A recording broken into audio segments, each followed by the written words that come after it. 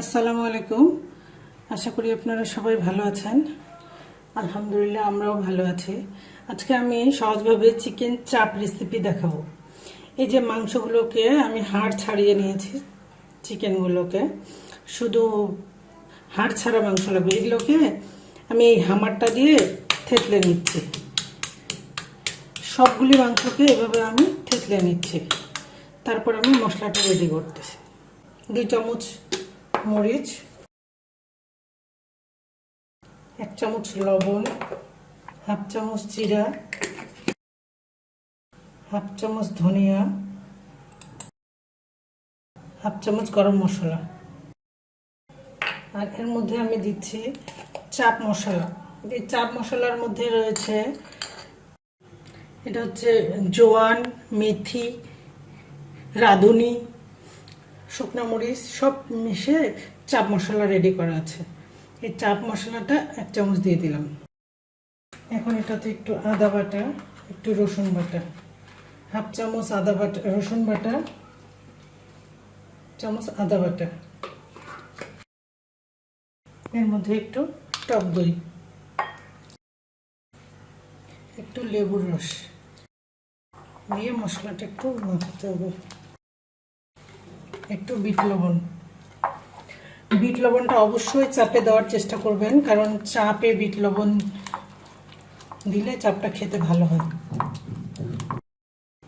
এর মধ্যে এখন একটু বেসন। মশলা মাখানো শেষ। এখন আমি চাপের মাংসটা যেটা আমি থেতলে রেখেছিলাম হামার দিয়ে, সেটাতে এখন মশলাটা লাগিয়ে নেব। একটু সরিষার তেল দিয়ে দেব। একে একে সব চাপে মশলা লাগিয়ে রাখবো।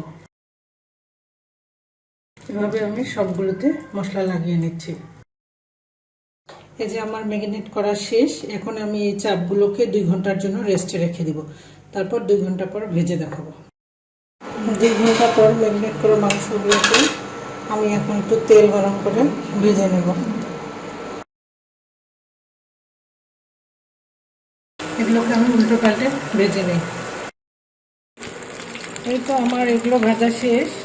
এখন আমি এগুলোকে তুলে ফেলছি। তেল দিয়ে একটা টিস্যুর মধ্যে তুলে নিচ্ছি। এই ভাজা টুকরোগুলোকে আমি ছোট ছোট টুকরো করে কেটে নিচ্ছি।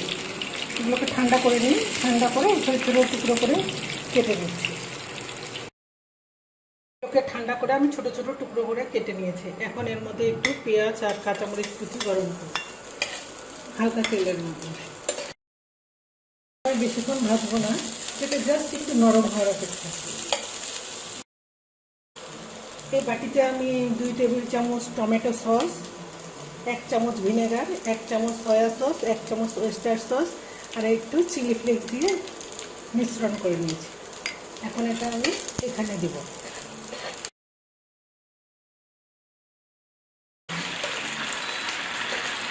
চুলোর মাত্রা থাকবে হাই হিটে দিয়ে আমি একটু রান্না করে নেব। টুকরো করা মাংসগুলি ঢেলে দিব।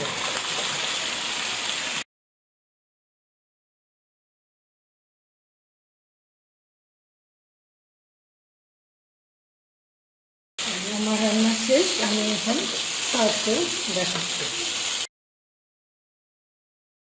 এই তো আমি গরম গরম পুরির সাথে চাপগুলো সার্ভ করলাম। এটা পুরির সাথে খেতে অসম্ভব টেস্টি। তাই আশা করি আপনারাও একবার ট্রাই করবেন। ইনশাল্লাহ নেক্সট ভিডিওতে আবার দেখা হবে। আল্লাহ হাফেজ।